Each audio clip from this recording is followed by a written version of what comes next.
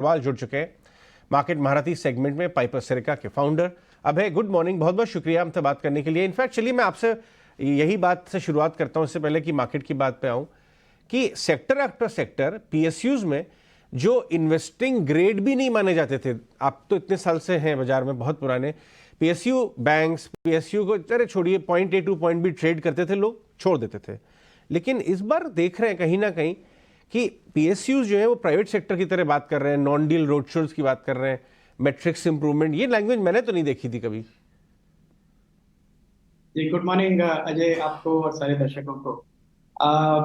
अजय, हमने हमेशा देखा है मार्केट में, एक्सपीरियंस में, कि एक सेक्टर कई बार होता है जो बहुत अंडर ओन हो जाता है, क्योंकि नैरेटिव ऐसा नेगेटिव फॉर्म हो जाता है कि देखिए ये तो चीज कभी चली नहीं, रिटर्न नहीं दिया मार्केट में, तो आगे भी ऐसा ही रहने वाला है।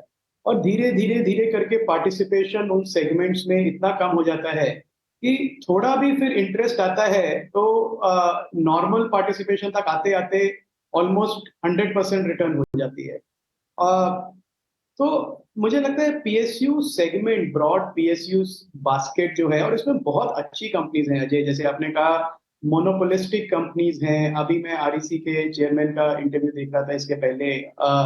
तो जिस तरह का ये लोग काम कर रहे हैं, तो मुझे लगता है कि जो कैचअप वैल्यूएशन था वो बहुत अच्छा प्ले आउट हो गया है पीएसयू बास्केट में। पीएसयू बैंक्स, लार्ज पीएसयूज में जो हमारे महारत्ना है, नवरत्ना है, और अब इसके बाद मार्केट वेट करेगा कि इनका अर्निंग्स ग्रोथ यहाँ से कैसे होता है, और वो अब यहाँ से रिटर्न जनरेट करेगा इन्वेस्टर्स के लिए।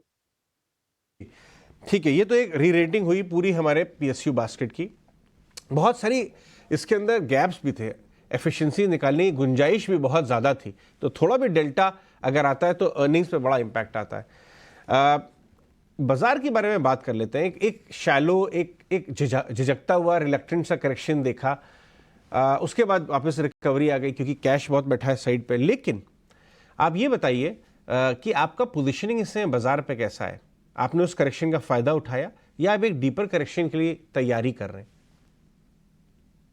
जी अजय, मुझे लगता है मार्केट में, एक ही मार्केट में बुल मार्केट और बेयर मार्केट साथ में चलते रहते हैं, अलग अलग सेगमेंट्स में।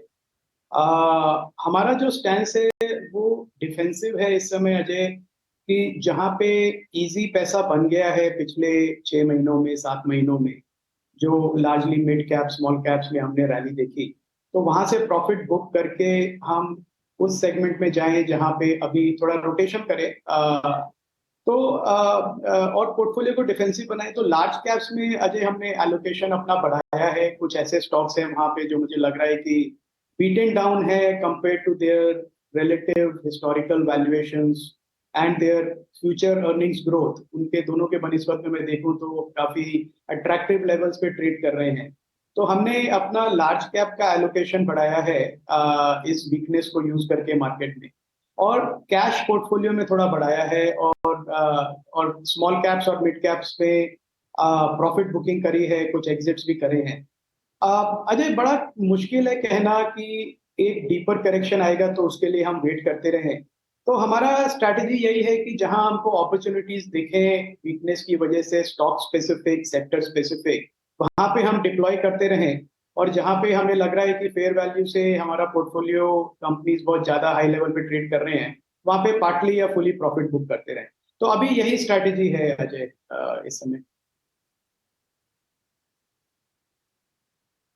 अभय सर नमस्कार, अभिषेक बोल रहा हूँ। सर अगर हम नतीजों के सीज़न की बात करें तो निफ्टी के ज़्यादातर नतीजे आ गए हैं, 36 आ गए हैं, और निराशा की अगर हम बात करें तो बहुत कम कंपनियों के नतीजों से निराशा हुई, बाकी अदरवाइज इन लाइन है या फिर बेहतर आए हैं। आपको नतीजों के दम पर मान लीजिए अगर कोई अपने पोर्टफोलियो में थोड़ी चर्निंग करना चाहता हो तो आपको अच्छी चीज़ें क्या लगी, कौन से सेगमेंट के नतीजे आपको ज़्यादा अच्छा लगे, और कहाँ पर थोड़े से आप सतर्क रहने की सलाह देंगे? अभिषेक, गुड मॉर्निंग। देखिए, जहां पे जैसा एक्सपेक्टेशन था और उसके बनिस्बत वैसे ही रिजल्ट्स आए, तो एक लार्ज कैप बैंक्स अगर मैं कहूँ, तो वो स्पेस है जो मुझे लगता है ग्रोथ दिखाता रहेगा। हो सकता है थोड़ी वीकनेस हो ग्रोथ में, पर ओवरऑल एक कंटिन्यूअस आउट परफॉर्मेंस मिलेगी अगले 4-5 साल में। तो लार्ज बैंक्स जो हैं वो एक मुझे बहुत अच्छा स्पेस लग रहा है। दूसरा ऑटोज मुझे लगता है कि एक बहुत अच्छे सेक्युलर डिमांड एनवायरनमेंट में है। तो ऑटोज को मैं डेफिनेटली ओवरवेट करूंगा। तीसरा जो डोमेस्टिक कंजम्पशन थीम्स हैं उधर भी थोड़ा पिकअप है और वैल्यूएशंस भी काफी करेक्ट में है। तो ये तीन तीन ऐसे स्पेसेस हैं अभिषेक, जहां पे मुझे पॉजिटिवली मैं व्यू कर रहा हूँ। और जहां और लार्ज कैप फार्मा मुझे लगता है कि ये आउट परफॉर्म करेगा, क्योंकि काफी समय से ये करेक्शन मोड में था। पर हम देखें हमारी लार्ज कैप फार्मा कंपनी ने काफी रिस्ट्रक्चर किया अपने बिजनेसेस को, कंप्लाइंट हो गए हैं regulatory wise, product portfolio improve किया है, R&D इंप्रूव किया है। तो मुझे लगता है सबसे बड़ा आउट परफॉर्मेंस जो आएगा वो लार्ज कैप फार्मा से आएगा। जहां पे मैं सतर्क हूं अभी भी वो दो स्पेसेस हैं। एक है लार्ज कैप आईटी, मुझे नहीं लगता है कि उनके बिजनेस मॉडल इतनी जल्दी चेंज होंगे कि ग्रोथ आएगा, साल 2 साल लगेगा उनको। और दूसरा है वो है कमोडिटी मेटल कंपनीज हैं, क्योंकि वो अभी भी मुझे लगता है एक डाउनटर्न से ही गुजर रही है, जहाँ पे मार्केट ओवर सप्लाइड है कमोडिटीज का ग्लोबली, और इसकी वजह से कैपेसिटी एक्सपेंशन भी जो हो रहा है उसका फायदा नहीं मिल पा रहा है। तो मुझे लगता है ये आईटी और कमोडिटी, ये जो स्पेसेस हैं थोड़ा वीक रहेंगे अगले साल 2 साल के नजरिए से। आईटी पे आपने टच अपॉन किया। कॉग्निजेंट की जो गाइडेंस आई है कि आगे भी खर्चे कम कर रहे हैं, डिस्क्रिशनरी स्पेंड्स उनके क्लाइंट्स कम कर रहे हैं, वो बीच में बोला उन्होंने अगले क्वार्टर के लिए, ये लार्ज कैप पे ज़्यादा अप्लाई होता हुआ नजर आता है अब है आपको? क्योंकि मिड कैप आईटी में तो बड़ी तेजी है। इनफैक्ट केपीआईटी ने अभी 2 दिन पहले अपनी गाइडेंस बढ़ा के 25% ने करीब कर दी। तो हमें क्या इन दोनों को अलग अलग देखना चाहिए?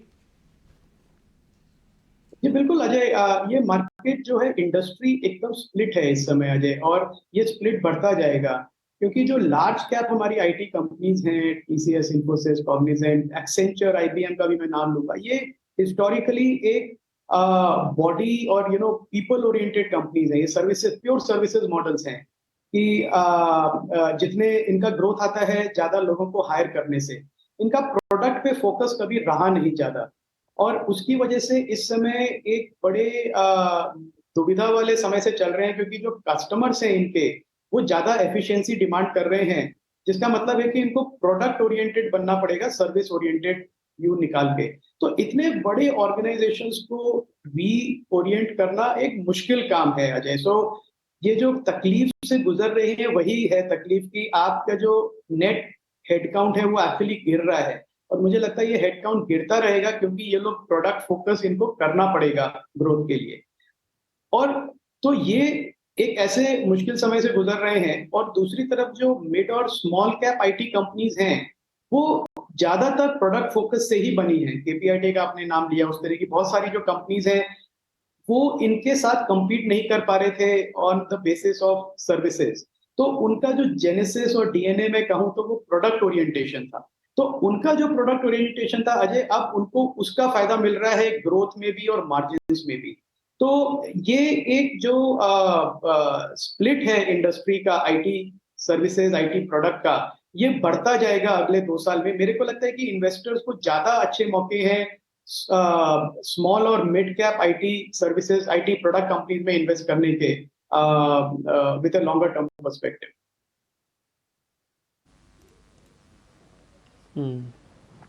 अबे पहले तो बहुत शुक्रिया, आप अपना टाइम निकाल के हमको बता रहे हैं कि इस मार्केट्स के अंदर क्या अप्रोच रखनी चाहिए। एक चीज़ हमको आपसे पता करना है, क्योंकि अब चुनावों में ज़्यादा समय नहीं है, अभी नवंबर तो हो गया शुरू, उम्मीद करते हैं कि चुनाव आयोग जनवरी तक डेट्स दे देगा, फिर मई में नई सरकार होगी, तो समय काफ़ी कम है। लेकिन आपकी जो थीम है ना, उसमें कंजम्पशन वाला हिस्सा मैं देख रहा था कि आप कंजम्पशन पे काफ़ी बुलिश है। ये कौन से कंजम्पशन पे आप बुलिश है, शहर वाली कि गांव वाली? दोनों में बहुत फ़र्क है सर, आज भी फ़र्क है। जी Dimpy, good morning. Consumption across the board मैं कहूंगा, क्योंकि आई थिंक जो फार्म इनकम है वो अभी भी स्ट्रांग है डिम्पी। जो गवर्नमेंट के एमएसपी बढ़ा रहे हैं, प्लस जो बाकी डेवलपमेंटल प्रोग्राम्स चल रहे हैं, तो सरकार का राइटली सो, मैं नहीं कहता कि पॉलिटिकल एजेंडा है, पर एक उनका हमेशा से एजेंडा रहा है कि जो फार्म इनकम को हम बढ़ाएं, और उसको टारगेट है कि डबल करें। तो इसकी वजह से एक जो फार्मर्स के पास है डिस्क्रिशनरी कंजम्पशन वो बढ़ रही है, एबिलिटी उसकी, और कुछ उसमें जाती है प्रोडक्टिविटी बढ़ाने में, फार्म प्रोडक्टिविटी बढ़ाने में, और कुछ जाती है अपना लाइफस्टाइल इंप्रूव करने में। तो जो इराटिक रेनफॉल था, मॉनसून इतना अच्छा नहीं था, पर उसके बावजूद हमने कोई ऐसा मेजर ड्रॉप नहीं देखा है रूरल कंजम्पशन में। और अर्बन कंजम्पशन में बल्कि ज्यादा स्लो डाउन है डिम्पी इस समय, क्योंकि जो हम डेटा देख रहे हैं पिछले हफ्ते भर से, हमारे जो चैनल चेक्स हैं उसमें ये दिख रहा है कि एक बहुत रिमार्केबल स्लो डाउन हुआ है कंपेयर टू एक्सपेक्टेशंस होती है कि नवरात्रि और दिवाली के बीच में पीक बाइंग होती है, और इस समय वो पीक बाइंग नहीं है, काफी वीक बाइंग है पीक बाइंग की बजाय में, अगर मैं कहूँ तो शहर का जो कंजम्पशन है वो थोड़ा वरीसम है। At the same time rural consumption में मुझे कोई कमी नहीं लग रही है, और रूरल सेगमेंट को एक्चुअली फाइनेंसिंग भी जो मिल रही है इस समय, या एक्सेस टू क्रेडिट है, वो इस टाइम मेरे हिस्ट्री में मैंने इतना इतना ज्यादा एक्सेस टू क्रेडिट, और वो भी चीप क्रेडिट, मैंने कभी नहीं देखा। तो आई थिंक एक स्प्लिट हो रहा है, रूरल डिमांड स्ट्रांग है, अर्बन थोड़ी वीक है, और वो चिंता का विषय है फ्रैंकली। अबे बहुत बहुत शुक्रिया, थैंक यू वेरी मच। आज आपने टाइम निकाला, अच्छे से हमको गाइड किया, और इस जंक्शन पे आपके जैसे इंटेलिजेंट और जिनका एक्सपीरियंस होता है ना, उनका बहुत काम आता है हमारे। बहुत शुक्रिया, थैंक यू वेरी मच, आज आपका समय हमने लिया, बहुत शुक्रिया। आगे बढ़ते हैं। ये तो इक्विटी